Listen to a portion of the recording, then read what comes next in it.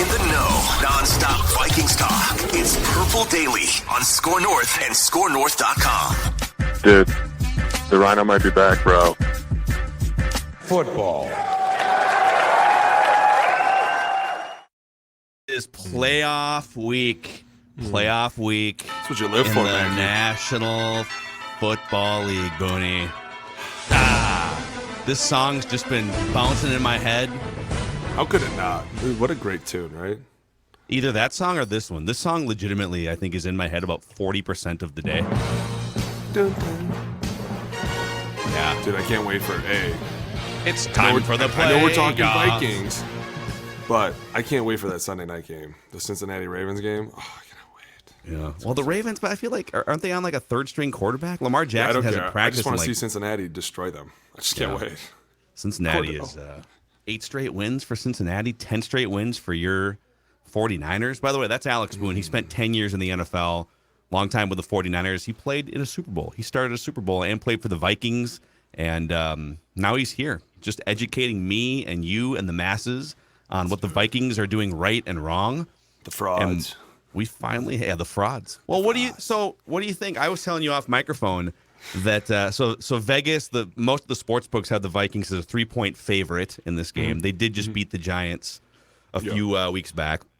And as of I think this has come down a little bit, but as of yesterday, 95% of the betting money, according to Action Network, is on the Giants.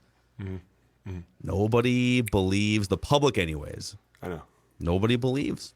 Yeah, the frauds. I know. Somehow But they made the third seed out of nowhere. Yeah. They must have just, while everybody was sleeping, they must have just stole that card and been like, we'll just sit here. Nobody will notice. Yeah. Let me tell you how many times we went to the public for answers. Hey, I want to do something right now. Do it. I want to play, if we still have these loaded up here. I think we do. I'm going to switch over to Purple Daily here in the old catalog. I want to play a couple things for you. I was scouring the internet yesterday to hear what the New York media is saying about the Vikings in this game. And so I'm going to play you a couple of clips here, and I want your thoughts. All right? Let's start with this. Yeah, but here's the thing, G. I got to tell you, the Vikings looked pretty damn good yesterday, Doug. And I know it's against the Bears, and I know it's outside. I tell you, you've been watching a lot of those comedy routines with your Instagram reels, and I think that's where you're getting like some skill here. They looked pretty damn good yesterday. Yeah. They played a team who was trying to tank to get the number 1 overall pick. Yes. They played their 3rd and 4th string quarterbacks in the football game. All right. So what do you mean looked pretty damn good? You still got to play. You got to show up and play, and you got to win. How about the previous week when there was actually something on the line and they had an opportunity to get the 2 seed, and then they would have had Seattle in week 1 and then a home game in the divisional, so they had won that game and they got their teeth kicked in on national TV. How about that? But when they play the Bears, who are officially the worst team this year, who are trying to tank, they looked pretty damn good. First team in the history of football, 13 wins, negative point differential. It's over. I mean, I know their defense is fraudulent, and we all understand that. But I don't see, this is where I will disagree. You can't be a fraud if no one believes in you. There is nobody who believes in them. That you can't be a fraud if nobody thinks you're any good. The second guy actually is a Vikings fan, and he's just sort of like, he lives in New York. He's doing a morning show, and he's criticizing his own team. He makes a great point. That's the New York flavor right there. You can't be a fraud if no one believes in you. Nobody believes in this defense. Defense is skeptical, no question. When you're ranked like dead last, it's tough. But I think at one point, I think it was the Chiefs, 2 years ago? Offense was ranked in like the top 5. Defense was ranked like last. And eventually, like, they just outweigh each other because eventually the offense starts going. And yeah, I get it. They hit in spurts, but I mean, the way this team's lined up this week, I just, are you ready? Oh my gosh. I love playoff week. It's been 3 years since the Vikings haven't been to the playoffs in 3 years. They beat the Saints. Kirk Cousins threw a nice little 42-yard pass to Thielen, found Rudolph, and then they got drubbed by, I think it was the Niners that just beat the brakes off them in the second week. Can I give you my, I know you love stats, and we'll get to a full film breakdown. We got a bunch of stuff on the Giants. We'll get to it. I know you love stats. I want to give you my stat of the week here from loyal listener Brent, loyal Purple Daily listener. He went back and did 20 years of research. I don't think it took him 20 years, but he went back like the last 20 seasons in the NFL.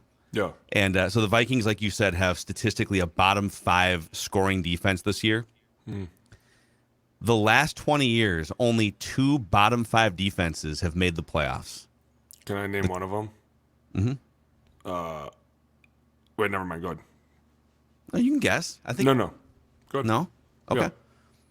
The 2022 Vikings and the 2008 Arizona Cardinals, who went to the Super Bowl. Kurt Warner, veteran, savvy pocket passer, young, electric, unstoppable wide receiver in Larry Fitzgerald, and then a defense. That team also got blown out, like doors blown off of them 4 or 5 times that year, twice in December. They got beat like 48-7 in week 16 that year. Dusted themselves off. All right, that's okay. We got Larry Fitzgerald and Kurt Warner. Let's go win a home playoff game in the wild card round, and then boom, score 30 points in every game. And then they were up in the second half, I think, in that Super Bowl too.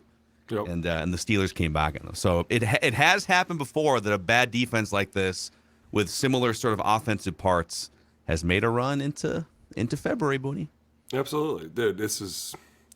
And then, I was talking to Jeremiah today about it, and I was telling him that I think, and I truly believe this, that the fact that they played so many close games, when you get into January, and if you get lucky enough to play into February, that will play into your favor. I mean, this whole we're not out of it until the clock hits double zeros, that whole thing, that's a mantra, that's a belief, and these guys do believe it. And that's why to me, they're so scary. It's because for the entire 17, 18 weeks of the season, everyone's told them how bad they suck, and they win. And yeah, they lose, and sometimes they lose horrifically bad, and so does everybody else in this league. Like, it's not. I can't honestly tell you that I haven't seen a game where we were like, "Wait, the Chiefs lost to who?" Yeah, we'll dust that off. But like, everyone looks that apart, and to me, it's the same thing. It's just they're mad because they don't have an answer for why it is, and it's the point differential. It's because it's not sexy, and they're not over here winning 60-0, and they're fighting these tough games, and they're prepared to go the distance, and everyone's like, well, they bring up the third quarter, and and all this stuff, and it's at times they lay goose eggs in these quarters, and it's like, but they win the game, lose the battle, win the war. All right, yeah, and also too, like lost. It's kind of rare. I don't know how many teams maybe you can tell me, like how many times have you gone through, in this case, a 17-game season, and you can legitimately say, for a good team, I'm not talking about trash teams, like a good team hasn't actually thrown its best punch yet. I don't think we've seen this team come out and just play awesome football, all 3 phases for 3 hours yet. And maybe we're at this point, like if you lose to the Giants, maybe they just don't have it, but it's there. They haven't done it yet. But that's what could be the one dangerous thing. And I guess I see everybody's point, because what we're saying is, we don't think we've seen them play their best football. And what everyone else is saying is, no, they have. They're showing you this is their best hand. Right. And they're winning by 2 or 3 points. And to me, I'm like, okay, I see your point. I hope you see how my point is valid. They're winning these games at the end of the day. Nobody really goes back in the Super Bowl and is like, what did they do week 1, second quarter? Like, everyone just eventually says, hey, listen, this is a good team. They're a tough team. They're prepared to go all the way until the end of the game. Now, at times in this season, they've been punched in the mouth and they fell apart. But we could say that about a lot of people. I mean, Jeremiah and I were just arguing about it, and he was saying something about, like, what happened 2 weeks ago? And I was like, well, you know what? When we play Green Bay in the playoffs, I'll be concerned. Like, that's one of those things that I'll start to worry about, right? Like, you know what I'm saying? Like, by the way, that's for the audience who has no idea. That's Jeremiah Searles, your former teammate with the Vikings. You guys are having a bro slumber party here tonight. My partner in crime.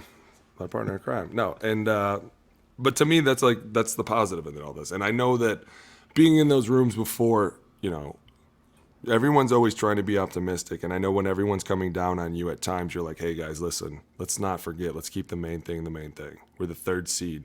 We fought our way in here. Who's the hell to say we don't fight our way out of here? You know what I'm saying? Burn the boats. Let's figure out what happens. But for right now, we're focused on the Giants. And to me, this is a good matchup. Watching the film from the last game, because it's really the last game that they played. If you really look at both of their, the way that both of their seasons ended, that was really the last game that they both kind of came out and did well. And because, like you had heard before with that guy yelling at Boomer Esiason, but playing the Bears, that really wasn't a game. They didn't really come out and play hard. Like, that was kind of a layup for them. And then the game before that, obviously, you played Green Bay. But you go back and you look at that Giants game, and you talk about the way that this Vikings team could attack them. I think you see a lot of CJ Ham on the field this week. Wow. I think, Oh. the hamster. I got to hit you with the football. If you're going to talk fullback, I got to hit you with the football The ham stuff. sandwich, man. No, because when Ham's on the field, they go to base. They bring Little hot that ham big and nose cheese. guard in. Yeah. Dude, and it all of a sudden, you know what happens in base? We like to run our play action, and that's another thing that kind of plays into my card because Jeremiah made a great point. When you're down to your third center and you're down to your second string tackle and you at times have trouble over there, it can be difficult when it's 3rd and 15. You can't always chip your way out of there. You know what I'm saying? And so for me, it's like, hey, listen, you know what really backs into this plan well is a lot of play action. Get a lot of double teams across the board. We start helping people out. At times, the tight end leaks out late. At times, you might have to say, hey, listen, we're going to spread them out because they do. Don, Wink, my dude loves to blitz. 45%, like he's just everywhere, right? And Yeah, they when blitz you look- more by far than any team in the NFL. It's ridiculous. He always has. He's been like that forever, and he's very reckless at times, and it's fun to watch, and it's hard to play against because when there's people flying all over and mass bodies and chaos and confusion, it becomes a little chaotic. And that, to me, is what falls into this scheme of, hey, listen, we're going to play action it, and we're going to bottle it all up, or we're going to spread it way out, and we're going to have a quick answer for everything. Because if they do bring pressure and they bring this hot, or say they just rush 4, and we can't assume that everyone's just going to get their blocks like they were in week 3, 4, and 5 because we don't have the same right side. Now all of a sudden we have a quick answer for everybody. And that, to me, it plays into their hand very well. Hey, we're either going to try and go for the deep ball, the middle ball, or we're going to throw it quick. So put yourself in the locker room, put yourself as a coach or a player, whatever seat you want to take right now. These two teams, like you said, they just played each other a month ago or whatever. And it was a high octane offensive game. It was like 800 yards of total offense. Vikings wind up kicking a 61-yard field goal to win it. In that game, Justin Jefferson caught 12 passes. TJ Hawkinson caught 13. 12. Yeah, like that's what I'm saying. And this was another thing that plays into it. One of their weaknesses on their defense is their ability to cover tight ends, and we have a phenomenal one here. And Irv Smith is back too, by the way. And that's what's going to make it a little more interesting. Is now all of a sudden we got another weapon to use, and all of a sudden we can start bringing out 2 tight ends. And at the same time, it's kind of like, what would you play to that? Would you play nickel to that? Would you play base to that? And at the same time, are you going to invite pressure to that? You know they're going to be chipping their way out of there. And at the same time, if Irv gets the ball, he's fresh. He's got to be going, right? He's got to be 200% ready to go. Yeah. So, but if something works that well in the first matchup, you get 25 catches between. Well, let's even just sticking to the tight end because Jefferson catches 12 passes against everyone, so he's like Hawkinson catches 13 passes. If Crazy. I'm the Vikings, I'm thinking, well, they're probably not going to want that to happen again. So, how much take me through the chess match of you're facing someone again pretty quickly. Mm-hmm. You know what worked against them last time. Do you keep feeding the thing that worked, or do you expect them to make an adjustment and now you scheme to do something different before they can cut you off? How does that work? You are who you are. I would expect a lot of blitz, especially when you go down to your second string tackle and you have a new center in there possibly. You're like, hey, listen, we're throwing everything at them. And that was the one thing is they love to play over. And the minute they go to under, it's an automatic pressure look. Like they're going to bring somebody. And a lot of it's Jalen Smith running through the A-gaps. And that's one of those things where it just causes a little bit of confusion at the last second. A guy running through, a guy all of a sudden coming out of nowhere. And it's one of these things where it's like, hey, if they got new guys out there that haven't played a long time and they haven't really gelled well, let's just start throwing crazy things at him. And then he does that naturally. His exotic looks, I remember watching him in Baltimore, like, I don't even know how you're IDing this. You're basically just sitting back and going, oh my God, just come to me. Somebody just run into me, just please throw the ball quickly. Get rid of it. There is, okay, I got to be honest. I spent about 4 hours today just crunching film that I really don't even know what I'm watching. But I wanted to find, your homework assignment to me was just find some interesting things that the Vikings could either pull off on their own or borrow from other teams, and we'll get to some of this shortly. But you're right. One of the things I noticed, 2 things that you've been right about already, the number of just different blitz looks they'll give you. That all of a sudden it's like overloading one side out of nowhere with 2 linebackers and a defensive back. It's crazy. But the other thing, the Cowboys. I think the Cowboys beat the Giants twice, but on the Thanksgiving game, I sped through just like the quick, like you can kind of fast forward through like the all 22 cam. Yeah. They must have run play action on every other play. It was insane. They just said, we're going to counter whatever they're going to do with play action and make them stop in their tracks every other play. It's awesome because this is the long argument, and it was great today because Jeremiah was talking to his boys today about formations and protections, and a lot of that was kind of like the personnel that you bring out is basically inviting the defense that you're going to play, right? And that's why I said when you invite CJ Ham on the field, it instantly makes them go back to base. And base, when I came in the NFL, was huge. Everybody played base right away. Now it's all nickel. Everybody wants to play nickel. Let's get the extra speedy guy in the field because all of a sudden these RPOs are just hitting like way too much, right? And so when you put CJ on the field, you force that nickel off the field and you put a big 350-pound dude right in the middle of the field. And then you basically say, hey, we can try and keep as much as our offense the same. It's not going to look the same with the fullback on the field. We're obviously not going to have Kirk and Gunn with CJ next to him, stuff like that. But we can still keep our play action alive. We can get back to the run game. That's another thing for me. And Jeremiah and I both agree on this one, is they got a little too far away from the run game. And I think that over time we kind of forgot about it because how well JJ was playing and how well Kirk was kind of getting rid of the ball and like stepping up and at times getting decapitated and still making great plays. And so it's like, we don't need him until you need him. And now it's kind of turning to that point to where I feel like the Giants are going to be like, dude, you're going to have to prove it to us. You're going to have to prove that you can actually stick with this run game. And it's going to be interesting to see because that's going to be the biggest chess match to me is if, this prediction of CJ on the field puts a nose, takes the nickel off, makes you a little bit faster than them. What if they do play nickel? And then all of a sudden it's like, prove to us that you're really good at running the ball. And then you have to go out there and do it. And that's one of the questions that you had asked me weeks ago was, what does it mean to say, and I forget exactly how you phrase it, but to fear the run, to fear you in the run or whatever. And I was To establish the run. To establish the run. And that's basically what they could say is, you need to establish this run in order for us to take this nickel off the field. And that could be an advantage for them, being able to stop the run and nickel. But what's your opinion? So when you have, and I think Bradbury was limited today, so there's a chance they might try to run like a 75% Bradbury out there. So we'll just have to. Nah, with Dexter Lawrence in there and Leonard Williams, that would be very not smart. So it's probably a healthy Chris Reed and just roll with it. I wouldn't mess with that. I wouldn't, especially because we don't want pressure up the middle. Well, so that's kind of my question. If you do roll out there and you got Darrisaw and you got Cleveland, but you've got a third string center who would be playing his third ever game at center in the playoffs, and then you've got a rookie kind of struggling right guard, and then you've got Oli Udoh, who's better as a tackle. Would you be more confident in that unit's ability to run the ball or to pass protect 45 times for Kirk? I would be 800% more with them running the ball and using play action as much as they could. Okay. And then at times, play into their hand. Hey, listen, we're going to do it anyways. We're going to spread everybody out. We're going to invite whatever you want to do. It's a lot of it, too, is when they start to get into this nickel, they get into this over, and they start to run the saw. And the saw is the Sam and the Will off the edge. And so there's all these guys up front. Dude, it's insane. And it seems like it's out of a deuce, like it's a 2x2 front that they do it out of. They like to do it. They'll creep up into it. But when you think about it, there's 6 guys up there. That's 6 bodies right there out of 11 guys on the field. And then all of a sudden you just pretend to hand the ball to Dalvin and you get Jalen Smith to step up even a little bit. There's your 7th. Now all of a sudden we got guys screaming down the middle of the field. Justin Jefferson, KJ, Thielen, Hawk, maybe Irv. Like there's a lot of possibilities here. And that to me is what plays into their hand. Yeah.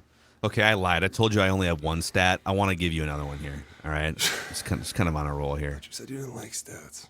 Oh, I love stats. I know you hate stats. I try to force them on you. Is what for losers. Happens here, and I am a gigantic loser. No, you're not. So, Kirk Cousins, when pressured, I'm going to give you this. Actually, I'm going to give you this. Can I guess before you tell me? I bet he's really good. Well, it's more than that. Okay. Okay. So last season, let me take you back to 2021. The 2 best quarterbacks against pressure. So this is according to can I guess? PFF, your favorite website, right? Mm-hmm. The 2 best, so this is yards per attempt. I'm going off yards per attempt. The 2 quarterbacks that chunked the most yards per attempt when they were pressured last year. Oh, okay. Yeah. You want to guess them? Yeah. I'm going to guess one is this. for sure Patrick Mahomes. He's up there, but he wasn't one of the top 2 last year. Oh, he wasn't? Was one of it Kirk? He's a good quarterback, though. I'm not sure if you've heard. Yeah, right? Like, that guy just he-hoes it. It's awesome to watch. Was one of it Tua? Tua was not, no. All right, Think about the 2 quarterbacks that played each other in the Super Bowl. Joe Burrow and Matthew Stafford were the top 2 quarterbacks in the league last year. To me, that's very telling. It's okay. Most important, influential position, and rising up against pressure is a huge part of the game. If you can conquer that part of the game, it's the biggest. you can go pretty deep, right? Yes. And Kirk last year was 32nd in Mike Zimmer's last year. Last year's shows were so much different. Remember, we were like, God, it was that This all first sucks. hit with 3 minutes into the game that ruined the whole game. Now we're And like, then dude, hit him early and often. That Judd guy would just come on and be all negative too, Right? weirdo. Yeah. Okay, So what is year, it this year? Let me hear it. This year, the top 2 quarterbacks against pressure, yards per attempt, Josh Allen and old Kirky boy. You like that? You like that? Kevin O'Connell. Coach of the man. year is definitely going to Kevin O'Connell, for sure. Heard like a strong disagreement there in the background. Strong disagreement. I mean, you just told me that Kirk Cousins went from being the worst pressured quarterback to the number 1 pressured quarterback Number in the two. NFL. Number two. Oh, Okay, I'm sorry. number 2. 1 spot away. But this guy who came in and apparently just whispered something really nice into his ear, and all of a sudden it flipped 180 all the way around, and people are like... he whispered, hey, you're going to get destroyed about 6 times a game either way. Just Right. throw it Be to a Justin man Jefferson. Be a man.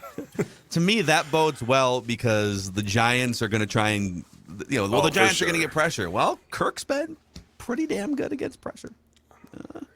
How many times have we been like, go back to before he's getting smeared all over the field? And it's really cool to watch. Like, the whole season has been him just getting hit every which way and still throwing like 330 yards a game, and Justin Jefferson breaking a ton of records, and everyone being like, they suck.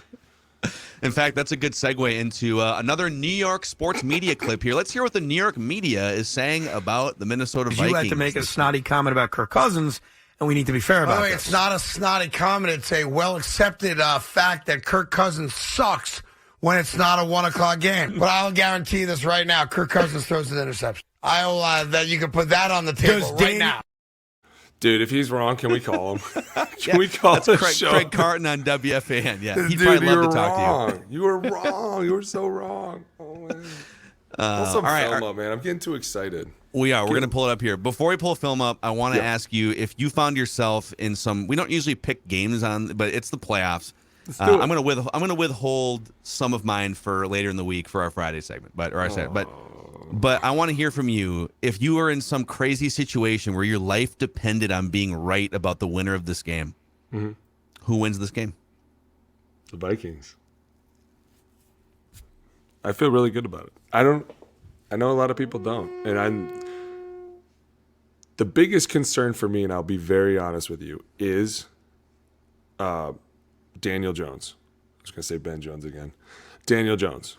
If he moves around the pocket and he extends these plays and he just runs for 12 yards out of nowhere, looking as calm as a cucumber again, it's going to be problems. Like, a lot of this game to me falls on the D-line. You have to keep him in the pocket and you have to attack him early and often. They're going to get Saquon the ball as much as they can. I saw them run every single swing screen they could with him, every single pass they could with him, jet sweeps, zones, powers, counters. Like, he's just their whole offense. And if you can bottle those two up and really make everybody else try and beat you, it's the Giants defense trying to follow Justin Jefferson and TJ Hawkinson again, which could also play into another great hand of leaving Thielen and KJ to win the game. And at times they've come in big and they've showed up big. Yeah, I'm tracking that direction with you, and I think the Vikings. I know they kind of blew out the Bears. I don't really count that game. No, they've won 11 one-score games. Everyone's kind of been waiting basically since that Week 1 win over the Packers, where they won by, I think it was 17 or 16. When's the next comfortable win for the Vikings? I think it might be in this wild card game. I'm not saying they win like 40-10 or something, but I think they might boat race the Giants a little bit and take advantage of this. I think about how much whiteboard material, and you tell me how much that matters, but all season and all week, like everything, if these guys consume any media at all. All right, who's your upset pick of the week here? Let's go to some talking heads on the panel. Who's your upset pick of the week? In fact, here's one more for you from ESPN the other day. Beat the Vikings. How about that? I thought about Tampa, but would that qualify? Like, is that an upset? People think they're going to win. I'm going to say Giants. They played them tough a couple of weeks ago in Minnesota. I think the Vikings have an incredible year, but I don't think they're as incredible as their record indicates. I had to pick an upset. That's the one I'm going with. Mike T. Max, I want to bring you goodwill and good cheer in the new year, and I'm going to go with your football Giants over the Vikings. All right, I'll give you my pick. It's the Giants over the Vikings. God, here's the thing. The Vikings beat the Giants in Minnesota recently on a 62-yard field goal. I'm going to go ahead and say they're not going to kick another one, right? Like, they are close, evenly matched teams. Vikings 1-1. I feel like the Giants will pop them in the rematch. Listen, I think the Giants also have a better pass rush and a better quarterback. I'll take Daniel Jones. Oh. Dude. Yes, it wasn't Hawkinson's 13 catches or Jefferson's 12 catches. It was the field goal was the only reason why the Giants didn't win that game. Man, he picked Daniel Jones over Kirk. That's bold. Somebody might have been sneaking some vodka under the table there. They're just All right. throwing jabs. I know you're jonesing to break down some film here, so let's make this happen. Presented by our friends, the crazy Canadian Cousins Crusaders of Purple Daily. A group of so-called Cousins Crusaders have reached out and said, let's celebrate this wild ride, fun season by the Vikings and the fourth quarter pharaoh himself by all getting together and going to kirkcousins.org and just donate whatever you get, $5, $50. Let's come together and do some good for Kirk's charity at kirkcousins.org. And when you click the donate button there, you can type in who you are, or you can just type a little note. Just say you're one of the Cousins Crusaders of Purple Daily, so they know where it's coming from. Oh, buddy. All right, my guy. Hello. So we got a lot of stuff here. I would like to start you off with. Start there. This is okay. This is. So I've got a couple different categories for you here. This is some of these are going to be like what other teams that run similar offenses, like teams that run 11 personnel a lot with pre-snap motions, what they did successfully against the Giants defense, and then some are going to be more about like what the Giants offense does. So let's play this real quick here. This is Dallas Cowboys, like week 12-ish against the Giants defense. And you'll see what happens here on this play. We'll stop it and go back so you can break it all down too. All right. Dak Prescott and shotgun. Turn a Nick. For the audio audience, go to YouTube here about 27 minutes in. So you'll see here. Yeah, they're in a nickel. And see Thibodeau right there in the middle? See number 5? He's clearly a down, right? He's like their best pass rusher. I love how they just put this guy in the middle like no one's going to notice. So I picked this play, and I picked another kind of similar one. I think the Giants defense sends 6 guys on this play. Yeah. And there's another play later on where they fluster Dak a little bit more, but they frequently send not just one extra guy, but they'll send frequently 2 extra. So you have 6 rushers to account for. Yeah. And this is one of those plays. So this is one of the plays, and we've been talking to the boys in the gym a lot about this stuff. But, like, when you get into a situation like this is a 7-man protection. There's 2 running backs in the backfield, and it's the tight end and the running back. So it's some sort of, like, Mazda protection. So you're going to go to the mic. We're going to declare the mic, and we're telling them that's who we have. And so from here, since you put Thibodeau off the ball, he's automatically a down. So he's automatically our mic. And so to make something simple here, you could either mic him and call a hole here since he's literally standing right over the center, but he's 5 yards off, or you could just give a 5-0 call. And you would just tell everybody, like, yo, I'm going right here. So that puts 20, what's his name? Tony Pollard? Yes. That puts him on 27, and it puts 86 on number 30, who's out here, who's their nickel. Yep. And you can't see him, right? So now as we step back here, the one thing you should be thinking with their number 1 pass rusher 5 yards off the ball, you should be thinking something's going to be happening, right? And Jeremiah made a great point to the guys today. When you see something like this, a bunch of dudes walking around, linebackers standing over here all over the place, and the number 1 pass rusher on their team 5 yards off the ball, everybody has to get off the ball. You have to get depth because you know something's going to happen, and you all have to have enough time, and you have to be square to send it to your friend. You know what I'm saying? Like, if number 5 rushes straight ahead and then makes a left at Albuquerque towards Zach Martin, the center has to have enough space in between him to send him over there. Like, he's going to snap him over there and then get back, because while he's going over there, somebody's going to be returning. And that's the whole point, is they try to get you to turn your hips so that when you come back around, you have to either open up or you physically can't get there. But let's see what happens here. And Dallas has kind of they've been up and down this year with their O-line. And this is the type of stuff that the Vikings offensive line is going to have to deal with for a huge chunk of the game, just like they did, a few weeks back, which is the relevance of pulling plays like this. Correct. So what we have here, see how everybody's see how they're See how the center kind of gets squished? He's kind of like, so first of all, he's setting, he's got a total airplane mode, right? He looks like an airplane. And all of a sudden, both the guards are going to squeeze down right into his lap. He's like, oh my, I got trouble here, right? So the left guard, see how he's got too much of his face in there, and now he's not using his hands enough, right? He lets Dexter Lawrence get too far into him. So he basically, they hit helmets before he uses his hands. See how they kind of hit heads right there before he uses his hands? He's too close. He should send him over to the center. And at the same time, get back, because look, 99's coming to pick you right now. See, this is the part of the three-man twist. This is like a double screen. It's a double three-man twist. So everybody's like, as you're sending guys, someone's telling you to go, go, go, and then the other guy the other way is telling you to go, go, go. Like when these happen, you think you're like a pinball in there. Boing, boing, boing. Like you're all over the place. But you have to sort this out quickly. And look, number 5 starts coming around and everyone's freaking out because nobody's on him. And the center's literally on his face right there because he doesn't know 2 guys crossed his face. Like technically the center here should be going to the right. He should be going to the right before anything happens because Thibodeau went to the right. That was his guy. You know what I'm saying? Mm-hmm. And as these two cross, you're still even. You're still, and I know it doesn't make a lot of sense.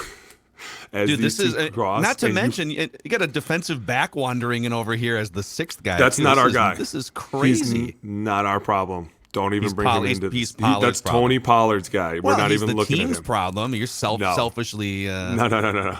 But look what see what the tight end does here, and this is what's great. And this doesn't happen a lot. He comes out here. He sees this trouble in 53. And he says, you know what, I'm going to make it right. Because look at the left tackle. He's still fighting Leonard Williams as this guy's turning the corner. And he's like, I think that's Schultz, right? He's like, nah, dude, not today. And he gets just enough of him to get this left tackle back. This is a pretty damn good job here, right? I mean, this is an exotic. You've got double twists. You got a defensive back. You got, man. No, this is ridiculously hard. But go back real quick. Center. Look at him. He's just laying on the ground now. Sorry, guys. Sorry. When in doubt, just lay down. Hey, you know what I love about this whole thing? Zach Martin in this entire thing is the only one that looks like he knows what the hell he's doing, and he's the one right there getting pulled by a center and by Dexter Lawrence. Like he's like, dude, get off of my legs. See how he gets back with great depth? He sees him going in, but then all of a sudden he sees Thibodeau, so he knows I'm getting back out. And then all of a sudden Dexter Lawrence gets thrown in his face. Dude, that's a pro right there. Because the center, he actually saves the center. Because the center is technically on 55 right there. And Dak gets rid of it in time, but that could have been. This is what Wink loves to do. It's crazy. Okay, so how would you rate on a 1 to 10 scale here, or a letter 10. grade? They did a 10 out of 10 here. Ball got away, and no one was around him. You're fine. Yeah. How much do you trust the Vikings' current offensive line to handle something like this a few times? On the left side, I wouldn't be concerned. On the right side, I would, but you'd be still having the same thing over here. Like you'll probably have another tight end on the ball over here chipping, and then that running back coming out over here. And remember, if they do this, there should be a hot route coming somewhere, right? Somebody should be like, hey, pressure's coming. We're singled up here. Somebody run the slant. Let's see here. If I can, I don't know if these are going to, there we go. Okay, this is another one where they're sending 6 again here, but it's a totally different look. So I'm going to click play, and then you can talk us through it once we see the play out. Right? All right, so they're in an overfront. Classic Wink Martindale here. Watch the right side. Ooh, yeah, baby. And Dak, so this should have been a sack, and Dak Prescott does a great job of just gaining like 2 yards on this play. This is a great play. Hold on, real quick. Go all the way back to the front. Never mind. You're good. All right, strength is right. We've already said this. Yeah, it's an over. All right, so there's an over front. Couple of tight ends over here. Yeah, right. Love it. We're going to get a wolf off the back edge. Will free safety. Right. Okay. Go ahead, play it. Here we go.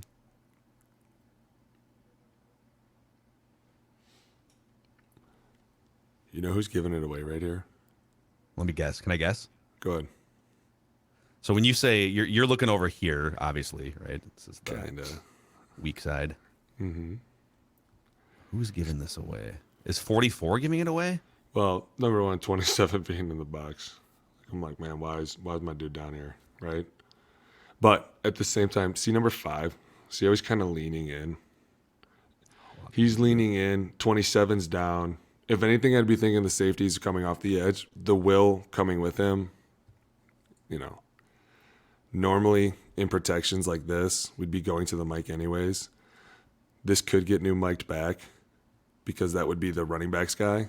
And there's the extra guy. So you have 4 coming to that side. So you don't have enough blockers. So you could new mic it. But other than that, I mean, these over fronts.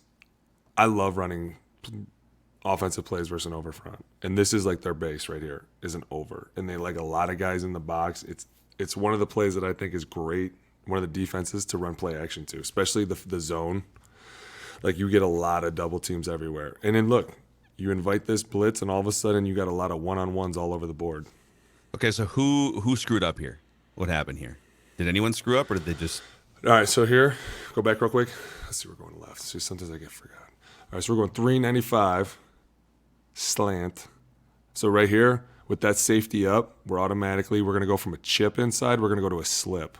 Because what it's going to do is going to take the guard in the center, and those two are going to chip to 41, right? And because you want to make it believable. You want to make it like it's a real run. So you're going to say chip, and you're actually going to fake a chip. So these two are going to kind of hit shoulders and block Dexter Lawrence together, which is great because he's an all-pro. That's what we want. We want double teams on him.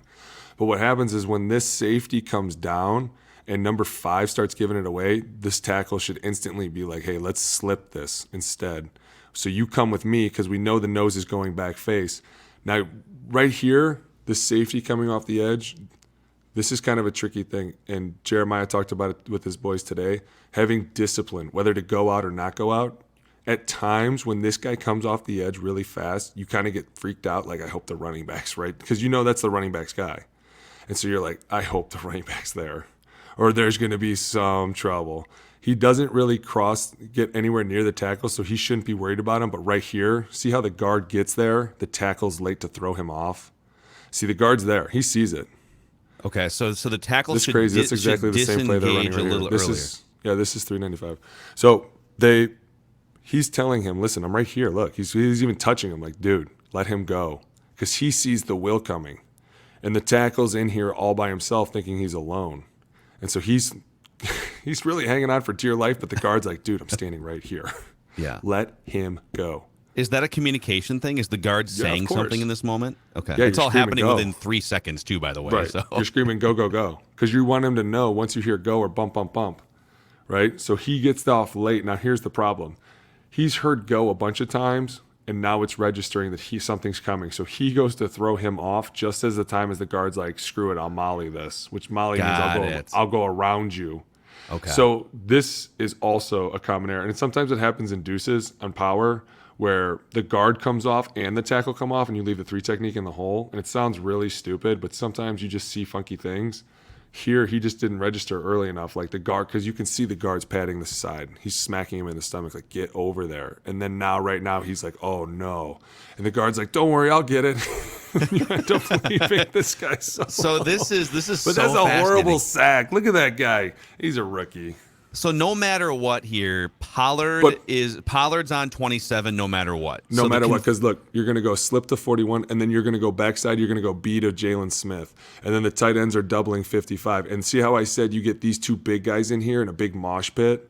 That's why plays like this are great, because you can get this all-pro D tackle and this other really good D tackle blocked up right here in this big pile. Now, this communication is not good, and this could really, really hurt you in the playoffs, especially against a team that likes to blitz. Like, the minute your communication starts to fail, you're screwed.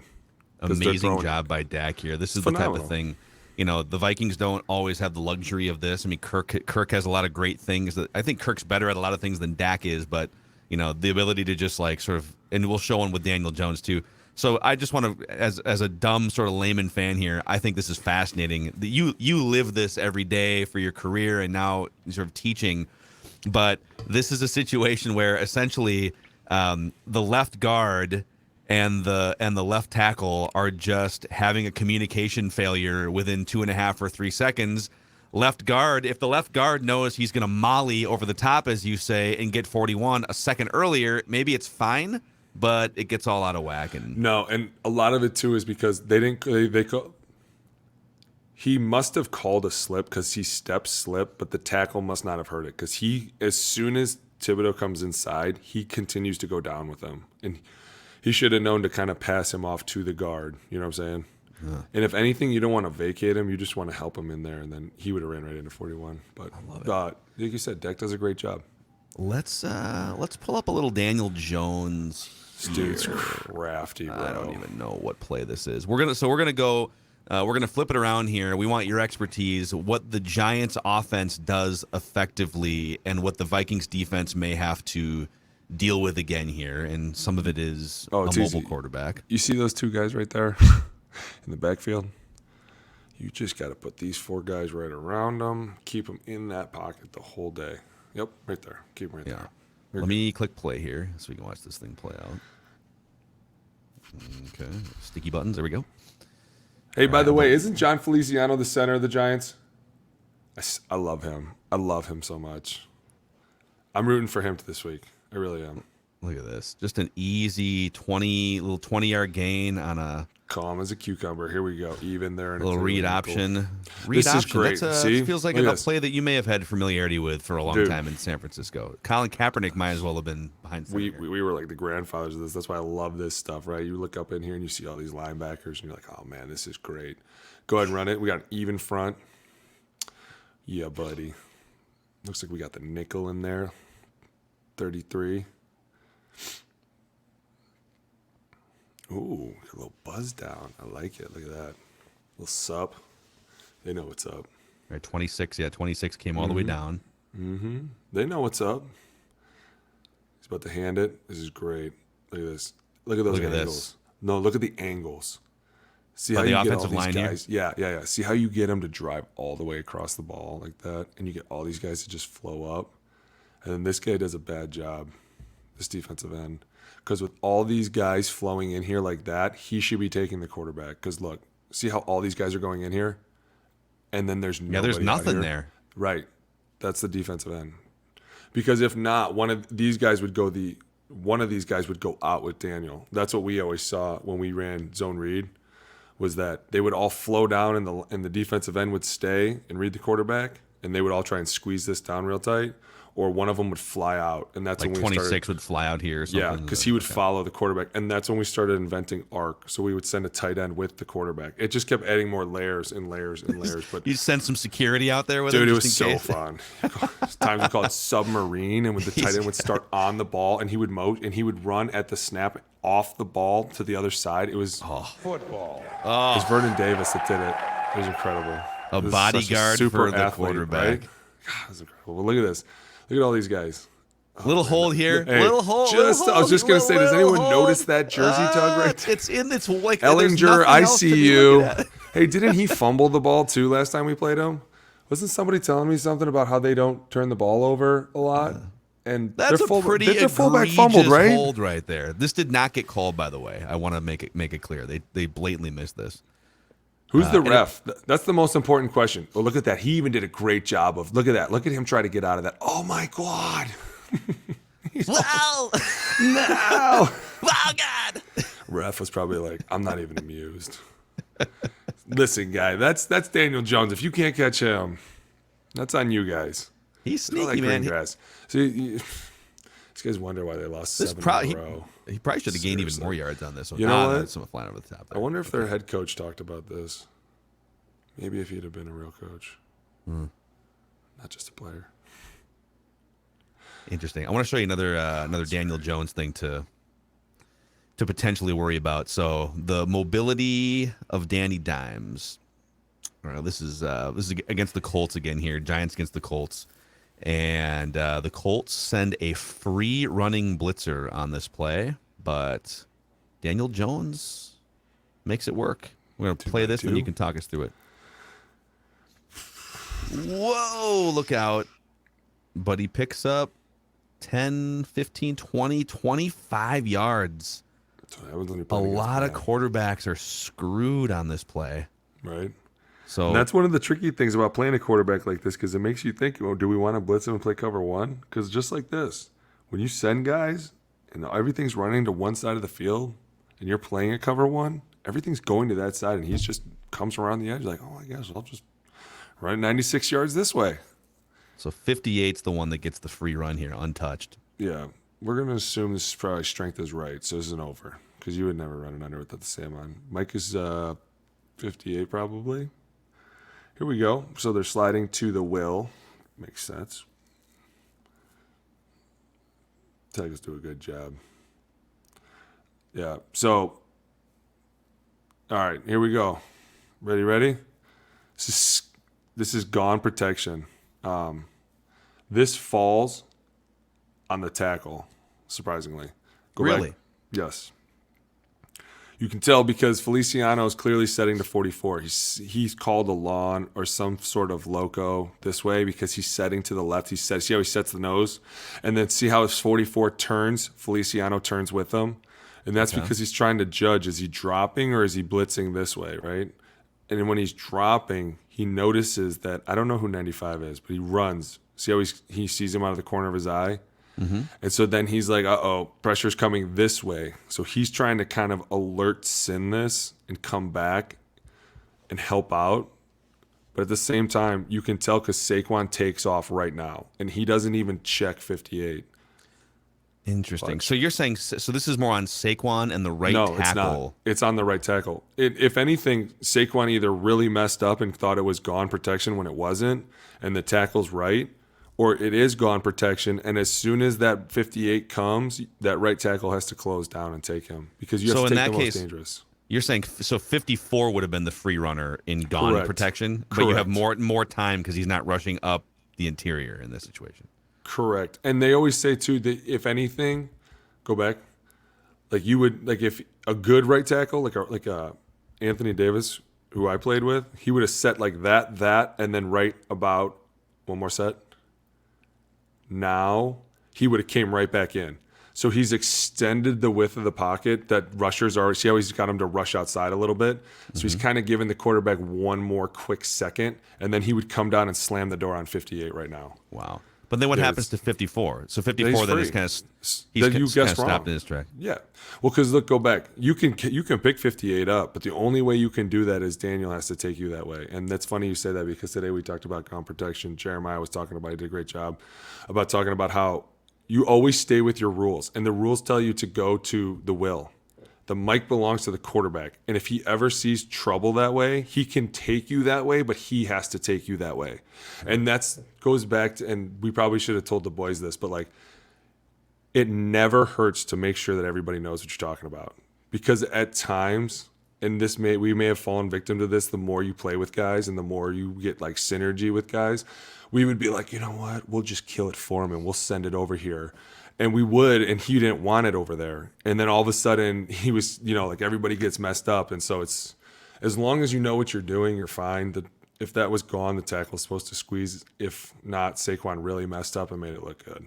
But I doubt he would mess up, dude. He's their whole offense. Like, him not staying in to block a linebacker blitzing seems like kind of a big deal for him. Inject it all into my novice veins. Yes. So this is all right. The Lions beat up on the Giants defense pretty good earlier this season. They ran the ball for like 170 yards. It wasn't as much of an aerial attack, but timeout. Is that the fullback is it the fullback? That's part of the reason why I wanted to show you this play. It's so funny that I had my theory before we even talked about what plays were running. See that big fat dude right over the center? They put him in, took out a speedy guy. You're talking about this was big old right here? Or are you talking about? I'm talking about that guy on the line. Right gotcha. There. Yep. So you basically subbed in size for speed. Gotcha. Let's play this for the audience, and then you can tell us what happens here. Tell me it's a play action. Please tell me it's a play action. Well, let's find out. Tell me the ball goes to the tight end too. And here we go. Let's run it. Detroit Lions. All right, Jared Goff under center, 31-yard line, little play action boot. And that's not T.J. Hawkinson because he was traded. But that's their other tight end? Earlier. It's the other tight end guy, yes. Man. The camera guy was drunk here from the end zone, so it's a little shaky. He was just so excited for Dan Campbell's team to beat the Packers. No. So this is the C.J. Ham roll right here, 45, that you would like to see deployed, correct? So this is the one thing. Look at this defense right here. And I know everyone thinks I'm crazy. But right now, it's almost a jam front, right? You have 3 guys right there. There's 2 more. That's 5. There's 3 guys behind them. That's 8 guys in this box. 8 right in now. the box. Yeah. 8-man box. Any more, and we got a real party going on, right? We really do, yeah. You're not kidding. But imagine if you had Hawk right here on the left, and then just say Irv's ready to roll, and you put him over there on the other side. You're and saying all of a sudden, like in the CJ Ham role? No, or I'm not even saying that. I'm saying put him over here. Yep, right over there. You go 22. Alex. Right? Football. That's what I'm saying. Like, There's all kids this stuff. watching. I mean, come on.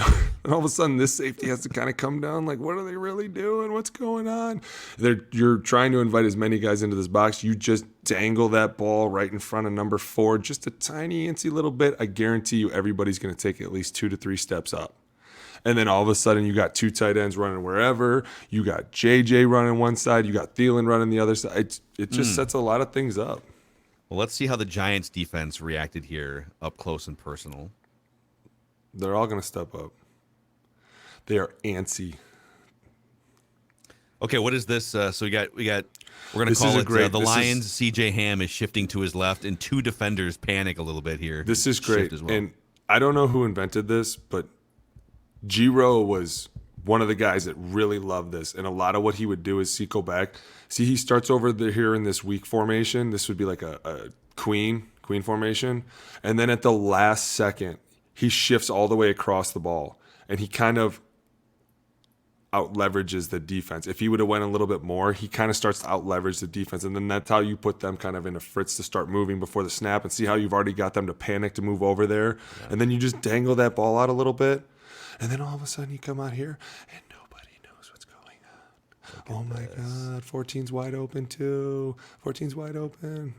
The Vikings, you can recognize this play as a Vikings fan because how many times do you see routes where, and sometimes it's a bootleg play action, sometimes it's not, but it's 2 routes, in this case 3, all going towards the triangle we sideline. look for, right? We talked about the triangle earlier. They're Yeah. trying to create in this defense, but not only that, but do you know how easy this waggle play is to run? I literally have to turn and run. I just have to turn and run. And if at times I would hold a guy up and out of nowhere, Searles would come and just try and break his ribs. And it was hilarious because we would be like, dude, I'm barely even working. And we just got 30 yards down the field. And that's why I say sometimes those yards between the 20 and the other 20 are just junk. Because look at this. Nobody really did anything. Watch the Path 89. This is a great job because you're kind of sneaking through. It's an 8-man box, and so your job is to just sneak through traffic. Look at this. You'd think more people would notice you, right? Nope. And you've Well, got to step on them 41 because, look, you're going, as he steps up, he steps out a little bit, which makes 24, makes him think he's coming out. Okay, 24 has already bought through it. And then see how he's already going to the right, and those linebackers haven't even shifted back yet. Like, you have no chance. This is a great play design. There's a reason why this offensive coordinator, Ben Johnson's, already getting interviews. The Colts are going to interview him this week. Just the hook and ladder play to seal that Packers game the other night, too, on Sunday night. Ballsy, dude. You got to love it. Ballsy. All right, let's keep it rolling here. Keep the theme Lions going did here. some interesting things. Let's do a Lions. I kind of like this Lions run play that they ran later on in the game here against the Giants. Bunch. We're Again, bunch. down close to the red zone. We'll click play for the audience to watch, and then we'll roll it back. 3-by-1. Another CJ Ham play for you here. Fullback there's- 45, going to roll up in there like a bowling ball. This is Down great. inside the 5. Keep him in there. To be honest with you, though, and this might not be the best team because they do get kind of exotic on things, but if you were to want to run the ball, it wouldn't be bad to invite Nickel on the field.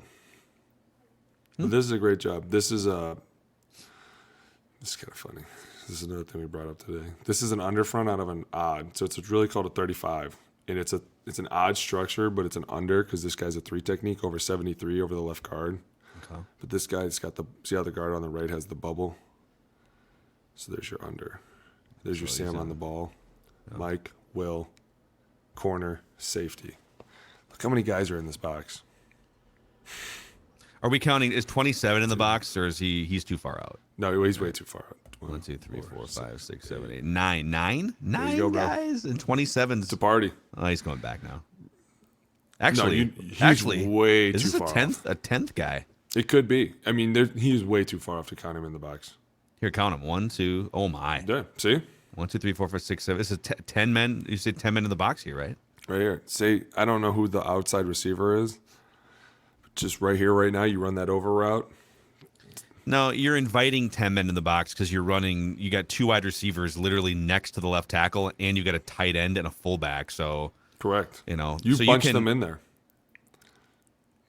Interesting. All right, let's roll it here. Tell us. So again, we're picking plays here that we're how do we take advantage of the Giants defense? What are some things that are working against the Giants defense that the Vikings could potentially apply based on running 11 personnel or CJ Ham coming out for? What do you see? Here we go. Got an under. We're running boss scheme because we have the fullback in here. Actually, we're going pin and pull. Oh, we went total whack. I love it. See how right here 14's coming down on the end? And then we got the tackle going around. Number 11, who just got covered up, is going to come down here and hit 41. He's going to take one with him. He's going to take that guy with him, which is great because you end up blocking 2. See how he's going in there to hit 41, and I don't know who's over him, but he's going with him.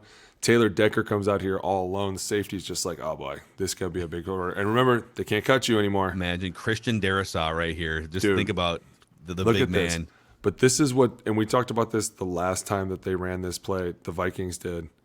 It was been a while. Remember how Thielen had that great block out there? Mm-hmm. That caused everyone to kind of run into him. And then I think as it was, we were watching Ezra Cleveland run down the field with them.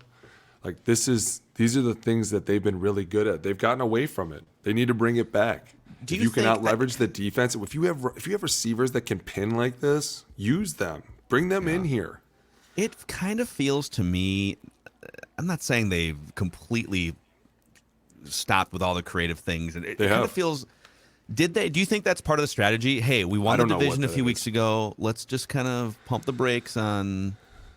I don't know if they're afraid that people were going to know what they were doing, but at the same time, if it was working, why would you stop? That's the whole main.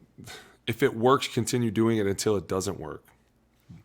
It feels like some of the stuff I feel like early in the season, the first 5 or 6 weeks, every week there were like 3 red zone plays that we salivated over, right? Look at the jet sweep motion over this way, right? Handoff to Jalen Rager. Or how about the fake jet handoff sweep? Yeah.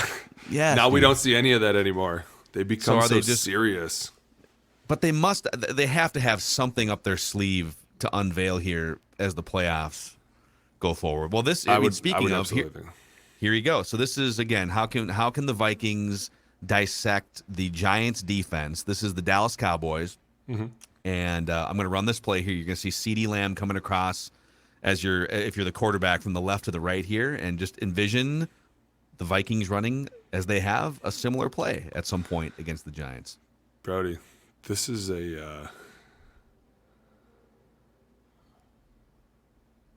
just a pretty simple straight jet sweep to CeeDee Lamb for about 14 yards. Yeah, here we go. We're back in our little 35 front again. I love it.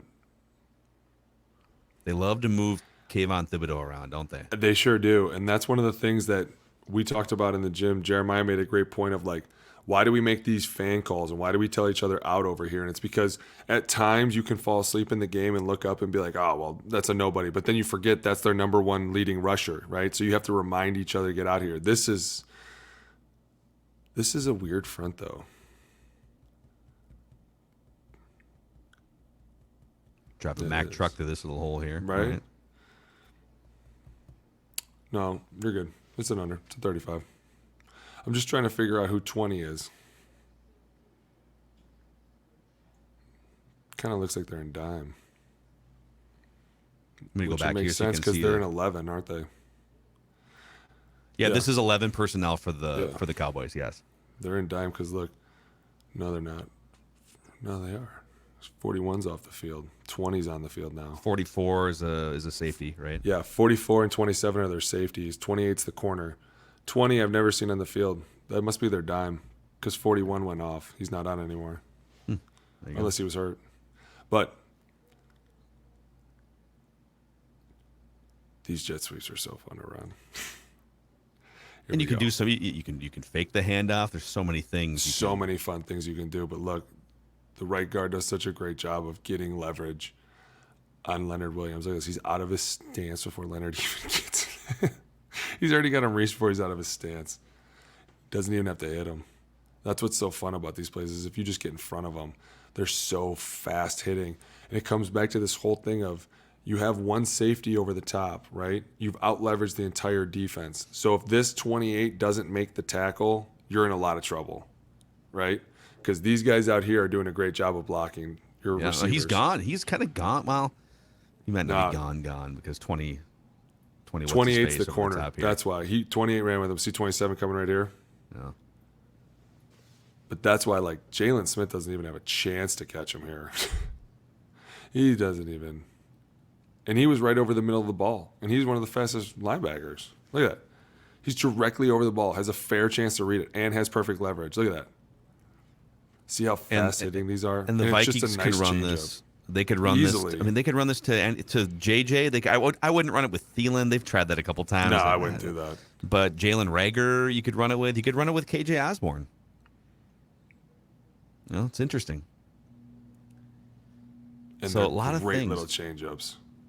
What? So now that we've kind of gone through some of these here, I'm going to put us back on the full screen here for. Oh boy. What would your? You're going to run about 65 or 70 offensive plays in this game, ideally. But what are some of the concepts or themes that you would lean heavily on? I know you said early on you would say just C.J. Ham should be in the mix for this. You would trust run blocking and play action with a couple backup offensive linemen. Yeah, absolutely. You just kind of lean on that stuff and go score 27 or 30 points and hope your defense does enough. Yeah, a lot of that is you're banking on the fact that you don't get down early too, because if you do get down or if it becomes a tight game and it becomes a passing situation, you got to have answers for it, right? There's got to be a lot of people chipping. There's got to be a lot of different variations of your protection. Maybe at times you're full sliding people, but if it's the game that I think it can be, it should be keep it in your own hands. Run the ball, pin and pull Darisaw. He's extremely athletic. He's very athletic for a big guy. And he can get out there and use his size, use Ezra out there. Like we just saw, the jet sweeps are so fast hitting with JJ, all these things. And at the times, like, if you're going to be creative, now's your time to be the most creative. And we've seen him be super creative during the season. We were like, oh, I can't wait to see where this goes. And then it would just go nowhere. Yeah. You're like, well, maybe he's saving it for later. That's kind of what it feels like, but because there's been a few little head scratchy things, a couple little clock management things too that I don't know. I'm still very much on the KOC bandwagon, but I think everyone needs to sort of clean up. Are you ready for a dumb football question of the week here, my friend? Always. Okay. Football.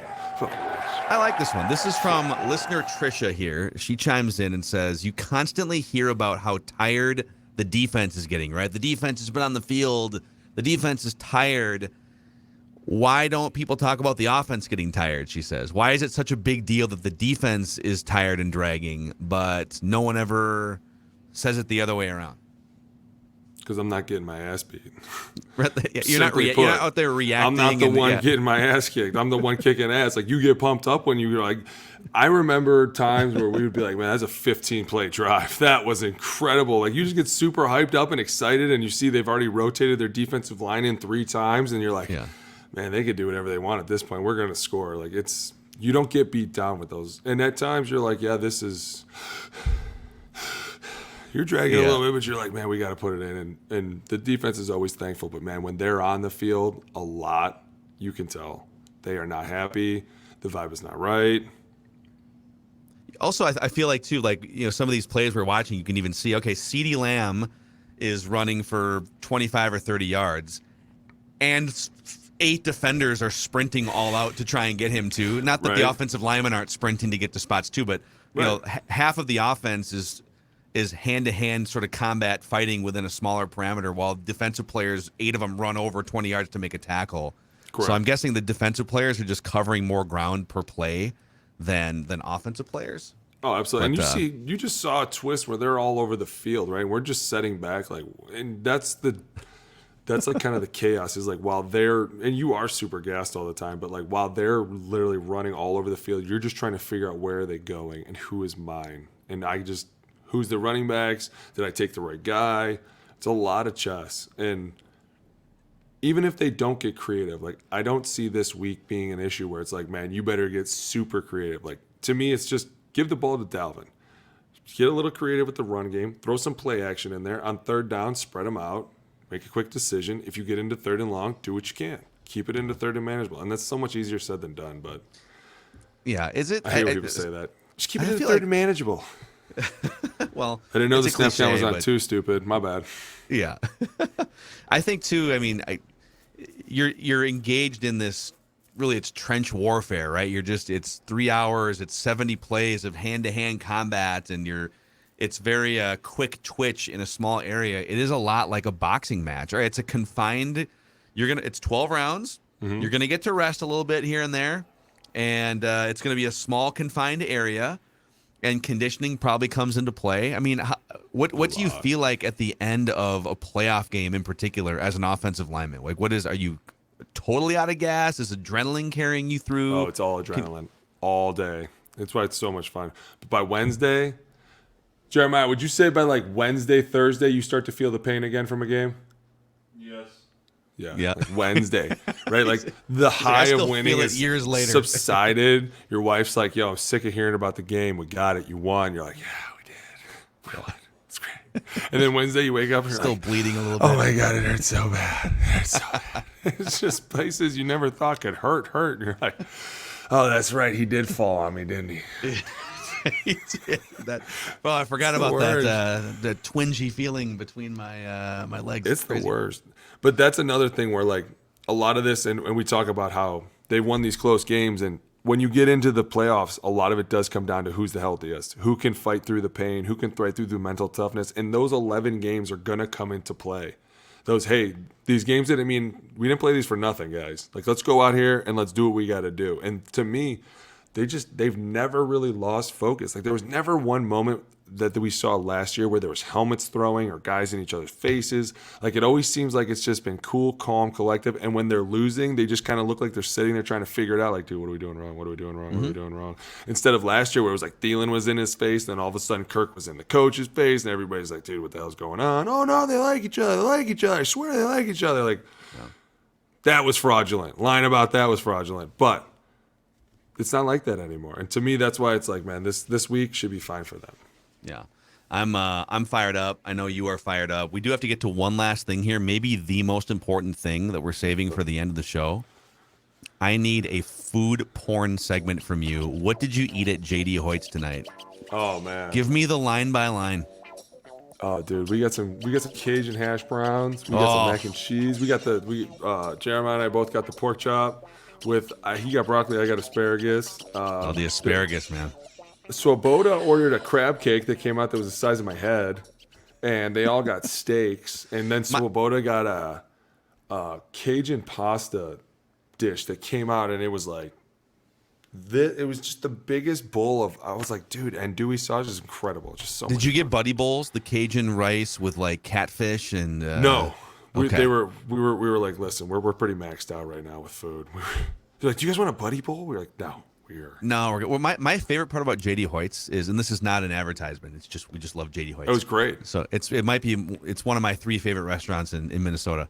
And on the menu, I think it's been a couple years since I've been there. You can get one chop for like $22. Yep. You know, it's a pretty expensive place.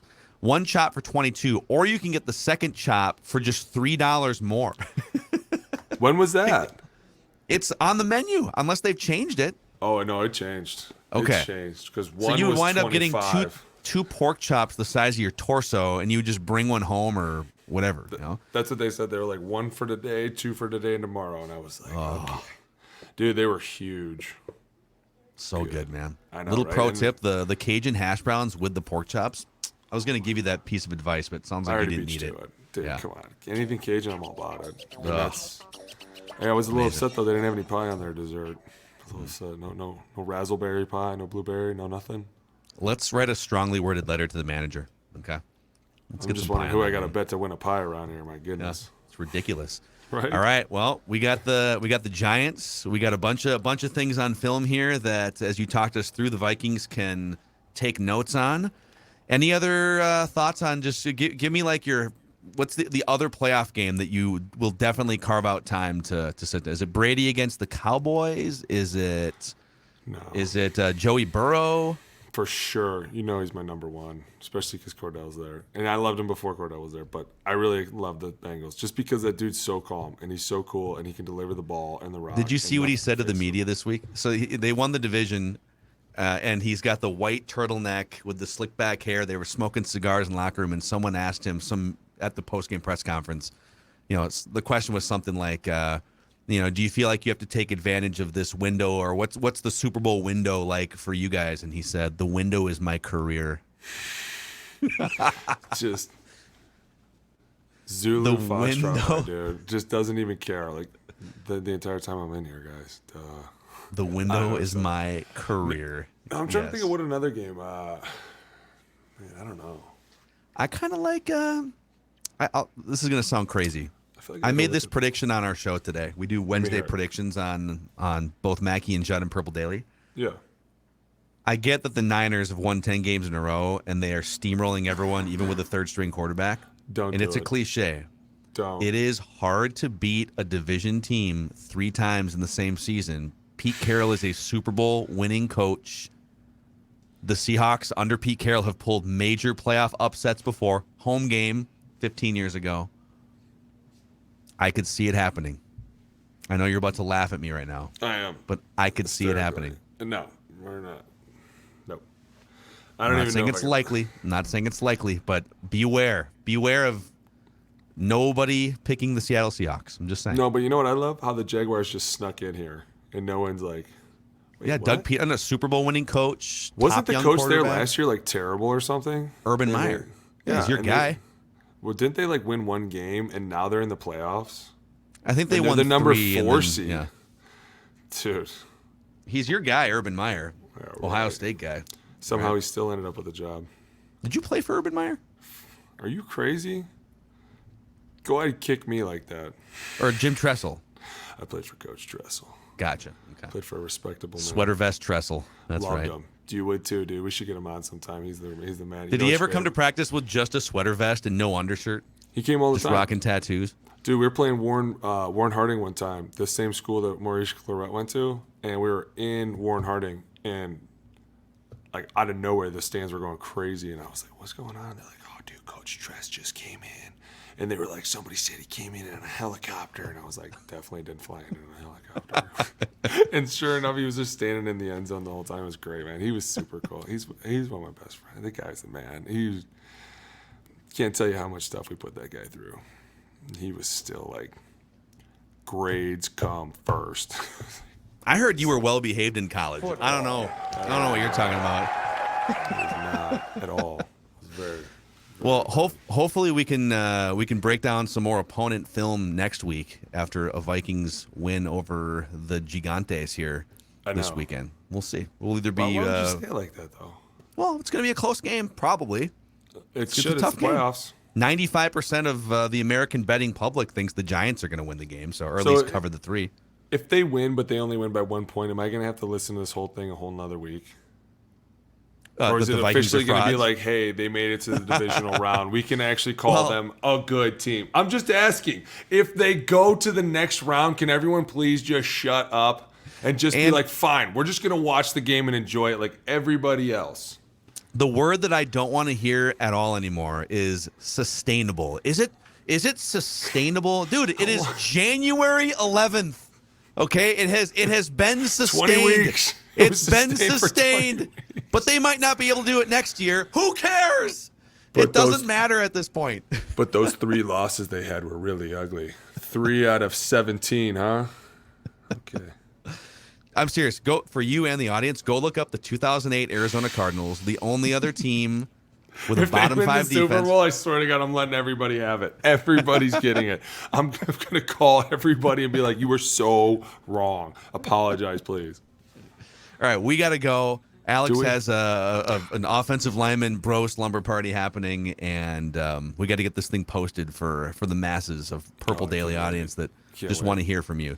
He's Alex Boone, 10-plus year NFL vet. I'm Phil Mackey, just an idiot with a microphone. Mm-hmm. Did you notice I was kind of on a better behavior today? Yeah, I think like naturally, I was. Do you know why? It's because of this guy. You want to? He was the one that had to watch me in the rooms. Oh God. He was he I'm had sure the he power loves to that. veto me if I got a little too unruly. Because at times they'd be like, "Dude, we should find these guys for this, and this." And he'd be like, "No, we're not." Most nervous guy in America, probably Jeremiah Cyril's having to be. You're never. Oh God, just don't mind him. He was the only guy I ever listened to. Like when he was like, "Bro, be getting a little crazy." I was like, "I'm sorry." His personality is just it's a little bit more than you're used to. It'll be fine. He was the best. All right, we gotta go. We gotta go. Trenches with Boone on Purple Daily. See you guys.